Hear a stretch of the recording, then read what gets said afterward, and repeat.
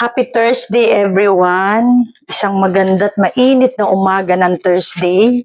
So, kumusta naman po kayo? Kumusta ang tulog nyo guys? So, ako naman so far it was good because, talagang basta I'm trying to make it to the point na maganda po yung tulog ko. So, ayun po. Ako po ay maglalakad-lakad dito sa aming I'm staying here for so many years but hindi ko pa po nasa-show sa inyo yung aming subdivision, how peaceful. It is a simple community here in Primrose Subdivision near the Angono, Rizal. But how nice kasi talagang I feel so secure since we moved in here 4 years ago, I think. So I'm gonna go do some walk and show you around how does the community look like and the people, may mga vendor. Good morning po. So, kaya po ako ay maglalakad-lakad para ipakita po sa inyo yung mga nasa aming subdivision. Sige po, let me do it guys. Yan. Good morning guys, I'm here. I'm doing morning walk this in our subdivision just to show you a little bit. You guys first, our subdivision is not that perfect as like what we expected, but look at that. There are some vacant lot around. I know may mga may-ari na po talaga yan, but we're not totally making it a garbage area. It's just that yung mga puno talaga po na kinakat or mga dahon, okay lang naman siya dyan kasi nagiging pataba po yan sa lupa. So, it's not that elegant like the other subdivision here, but at least I could say that sobrang peaceful, walang crime, walang away, walang mga trouble or scandal here. So far, over 5 years, 4 years I'm living here. So, there are some vacant lot here. I don't know kung sino mga may-ari yan. As para sa inyo, kapag may mga for sale talaga dito, na may nakalagay na for sale. Pero so far, wala. So, ayan po mga kabahayan. Simple lang naman ang aming community, pero sobrang I could say I'm be proud of it. So here, sa my neighbor, very quiet po siya. And then of course, as you could hear around, yung mga dog po. Natural yun. Most of the people right now naman kahit saan talagang mahilig mag-aso. Ako lang po siguro talaga yung walang aso. But anyway, here, I will tour you around just to show you a bit. Not all, but look at that. Very simple house, pero ang linis niya. Gusto ko siya. Surroundings niya, perfect, malinis. Tahimik talaga yung buhay dito. So, ayun. As you could see, they are safe naman. Some our houses are safe. So, there you go. So, parang ADB din siya, kagaya ng sa akin, na motor. There. Nakakita talaga. So, yun, the dog. So, hey, dog. Yung dog na yan. So, discipline naman, yung mga dog here. So, this is just very quiet. Ano po? Yeah, gusto ko dito kasi walang gulo. I never encounter yung mga neighbor na nag-aaway and then sigawan. Although there are allow here na mag-video, maybe until 6, 7. Pag talagang, unlike with the other places po na talagang, alam nyo yun, na yung ingay hanggang alas 12, bawal po talaga yun. So, aside from that, our community in subdivision or hills we have our own tank. As you can see that, guys. We have our own tank of water, kaya kahit yung kabahayan na iba or kabayanan or barangay walang tubig, kami po talaga hindi affected. So, it's just like fill and best water, I think. So, ayan. Before, vacant po yan, pero may nagre-rent na ngayon. Akala ko nga nun, ako yung magre-rent dyan eh. Pero dahil may nakatira na, so ganda. Ano po, very simple, pero look elegant and peaceful. You know, what matters to me guys is talagang payapa yung lugar. So, garden, outside. May marami na rin po akong makakilala dito. Pero hindi naman talaga perfectly na close or what. Because they're all busy. So, look. They're all working. So, the houses, guys, cute. So, there. Another way po. May kanya-kanyang street to. Crisantanong, Gumamela, Lavender, Gardenia. Gardenia po kami. So, here. And yung mga moringa talaga, no? Ayan, oh, dami po. Moringa, very healthy yan.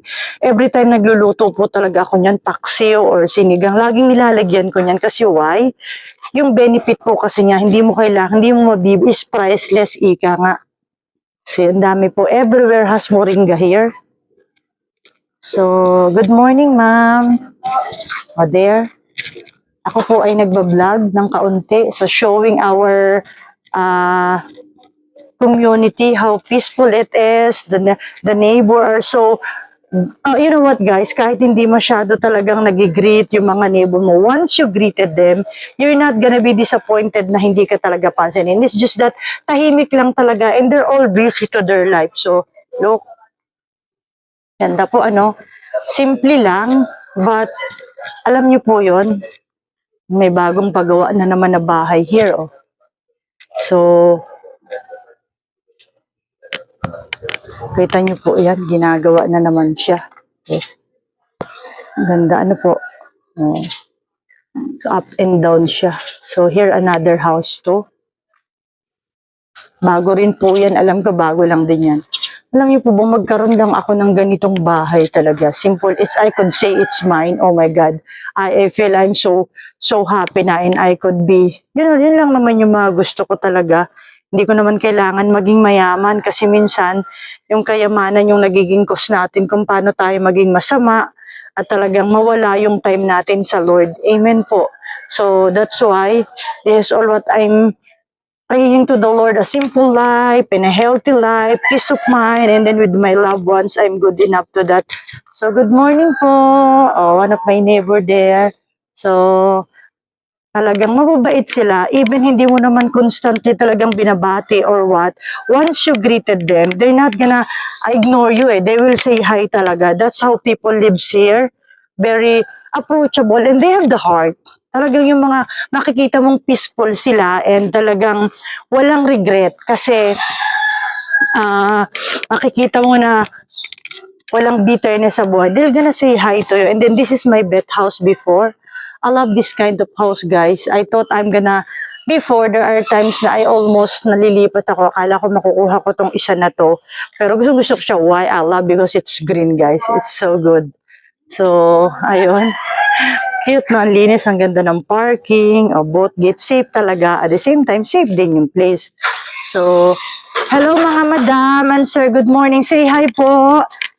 Sila po ang mabubuting tao na talagang laging nandito. Whatever you need, you could ask assistance to them. And then, naglilinis po sila.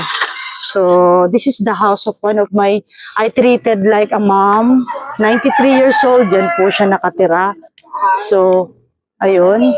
Kaya, mamaya po pag lumabas na siya, papakita ko sa inyo yung itsura ng aking tinuturing na mama here. 93 years old na po siya.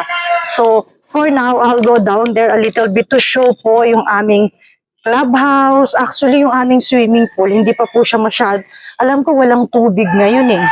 But at least I'm gonna show you around here, the house, clubhouse, and then some area here before I go, to one of the, they're all Christian too, but I'm gonna go ask something to them, how they do a living. So here, bagong bahay po siya. So look, ang cute po, Very, very, good morning po.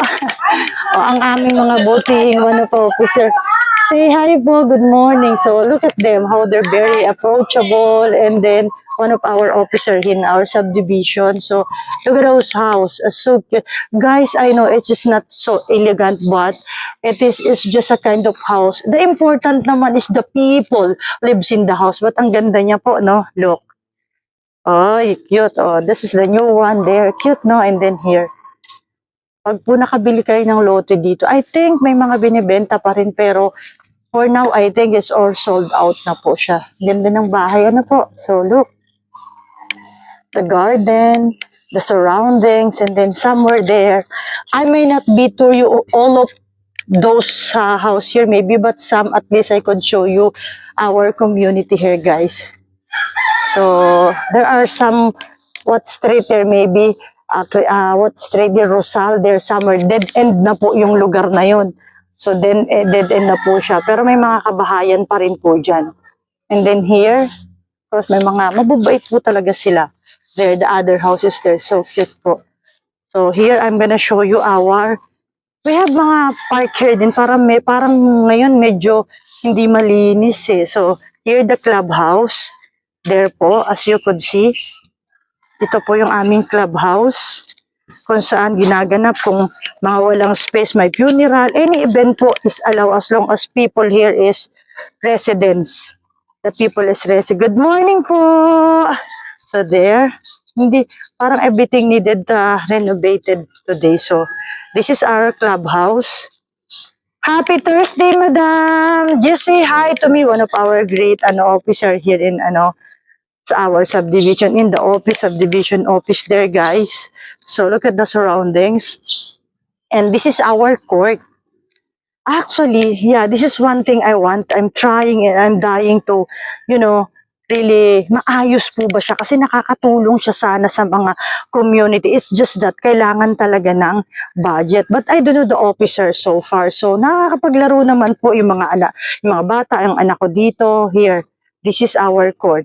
So this is basketball road. Kailangan lang talaga i-develop, lagyan ng bakod or something, linisin yung paligid at mag-invite sila ng mga palaro talaga dito. I don't know. Pero minsan kasi priorities po talaga dito yung mga residente talaga. And then look at that badminton area.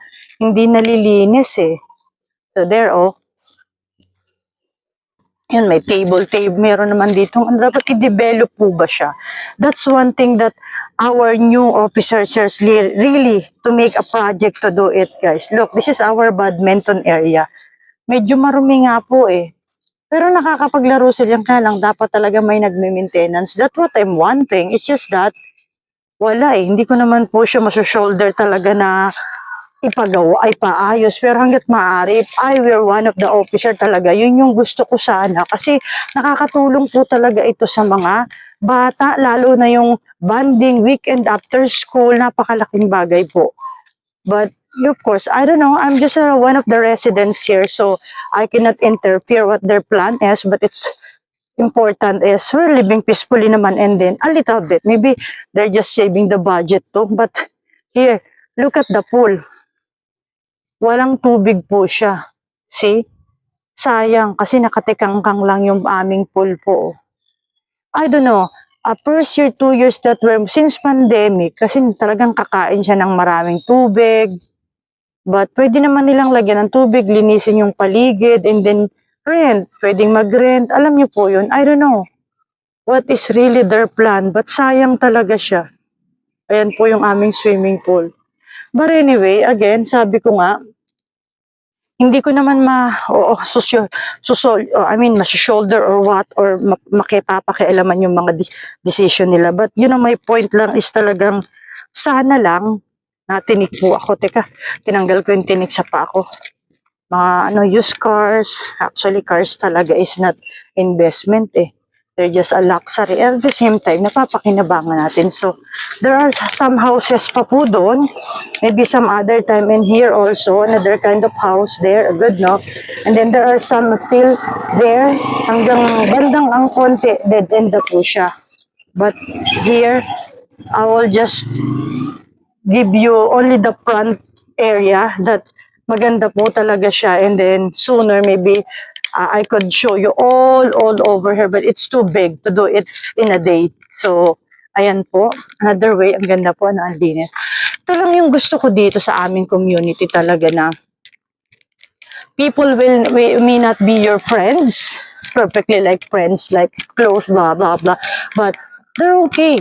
And see, they really have a heart and they're approachable when you just talk to them. They're really there to respond. They're not rude not to respond to you. So, I'm doing my driving here also. Every time I'm having a practice with the driving area, I'm just roaming around here. So, ang ganda po ng garden.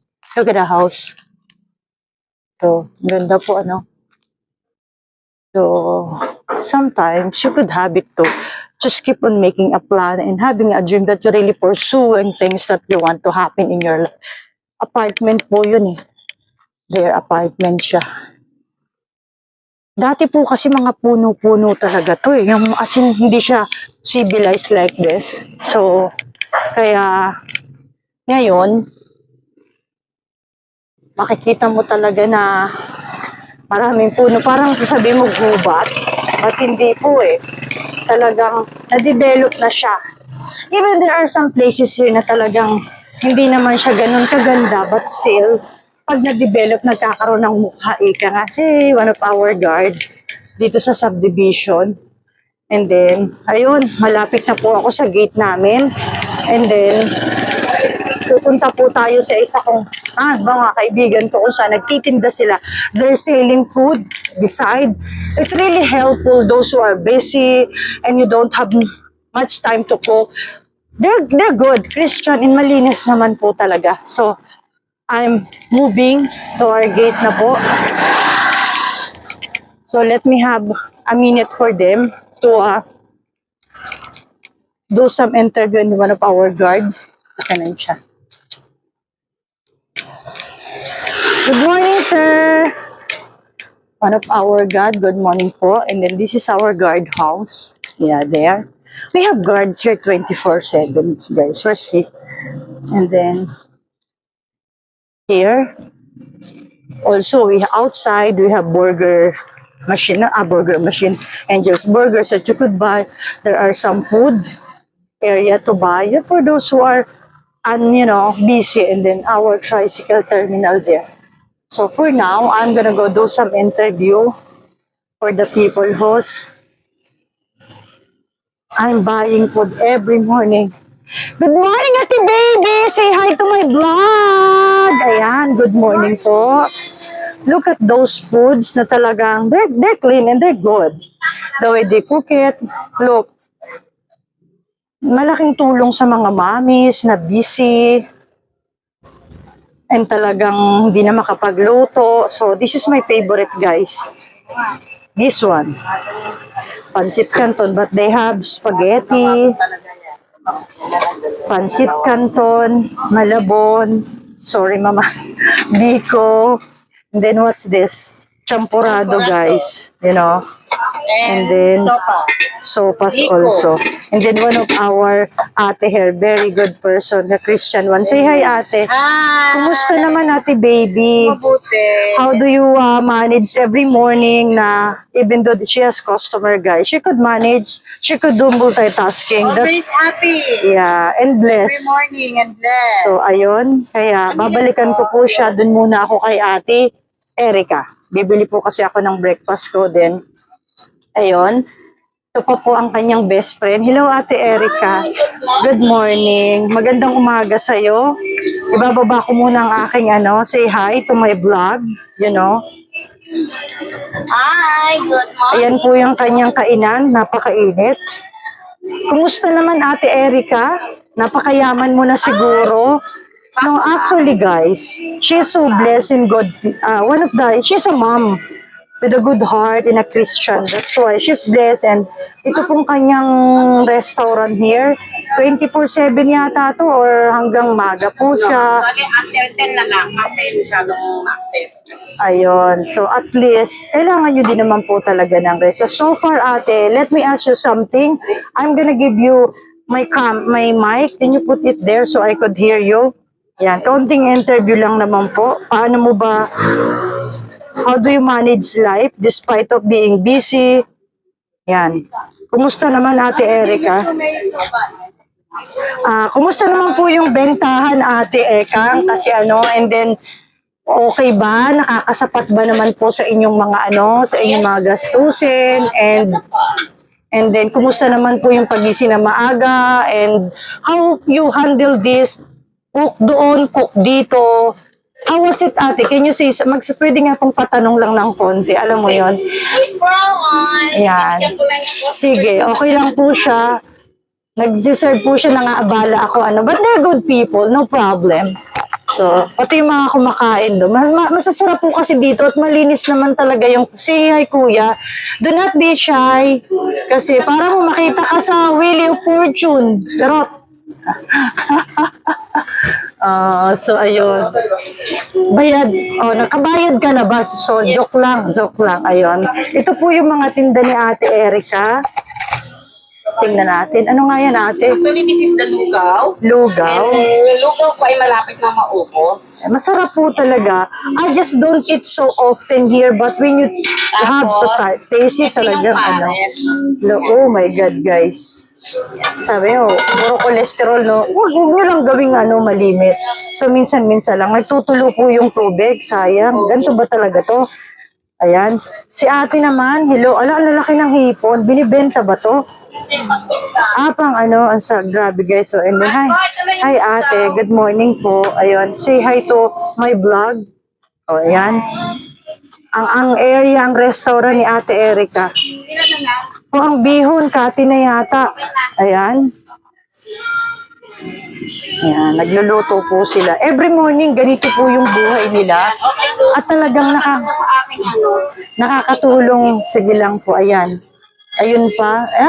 Everyday po ubos to. So far, ate, paano nyo naman po ito talaga, hindi ba kayo? Anong oras po kayo gumigising, ate, para magluto? Gigising ako ng around 2:30. Tapos pupunta na ako dito sa store ng 3 o'clock. And then, everyday po yun. Yes. So, Pero day off kami ng Sunday.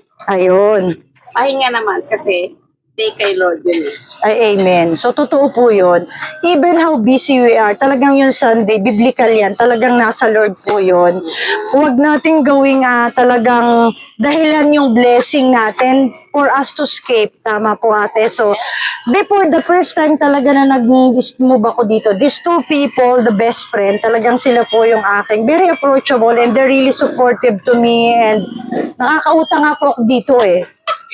Pero ano, okay lang po yun. Yung utang talaga na lang, biglang na, ate, pautang nga. But totally, walang barya and nakakapag-withdraw sa kanyang account. and yung anak ko po dadaan dito. Yung ganong utang, guys. Pero hindi po talaga ako nangungutang ng ginawa ko ng habit. Pero okay lang po yung utang. Wala po tayong problema sa utang, diba? So at least ate, hindi ka naman nagkakasakit. And the good thing, she is blessed and protected by the blood of Jesus. Kaya po, she is very healthy. And all the people around her, the family, yung mga taong katulong niya po dito. And yung store niya talaga, blessed kasi ito po ay bago niya gawin, nakasurrender sa Lord. Kaya whoever comes, whatever comes, is all turn out good and better because of provision of the Lord. Kaya ayun, Ate Erica, salamat sa iyo sa kaunting oras mo. Patuloy namin isasama sa panalangin ang katagumpayan ng iyong negosyo at mas marami pa talagang branches na mabuksan to at maging kagaanan po kayo ng mga tao. Okay po? O, nasa na si Ate Baby? O, nasa donut. So far, dito tayo kay Ate Baby. Extra naman po yan. May biko-biko. Ito po. Actually, their best friend. Ayan. Every morning po may ganyan sila. Tama po. So, ayan. And then, may donut pa po doon. Look at that. Gaano ba naman niya gustong yumaman? Ayun po, donut. Kanya rin po yun. Bye-bye. Ingat po kayo, Ate Baby. Ayun. So, ayun guys. Thank you. Napakasipag po niya. Hatid niya yung apo niya sa school. So, ayun guys, for now, I have to cut this in. I will buy my breakfast. Pipili po ako ng favorite kong pancit canton. Thank you guys. And yun po, lagi nating tatandaan, life is beautiful, full of blessing. Huwag tayong maging madamot. As much as possible, we have time to be kind to other people. Do not hesitate to do it because God is always sees all the things that we have done. I love you guys. Bye-bye and God bless us all. See ya!